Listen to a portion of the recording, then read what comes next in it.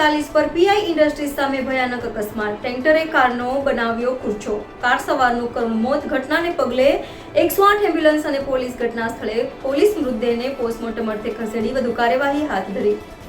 NN news Ankleshwar. દર્શક મિત્રો, તમારી આસપાસ બની રહેલી અવનવી ઘટનાઓ વિશે જાણવા માટે NN ન્યૂઝને લાઇક કરો, શેર કરો, સબસ્ક્રાઇબ કરો અને બેલ આઇકન પ્રેસ કરો, જેથી આપને નોટિફિકેશન્સ મળતી રહે.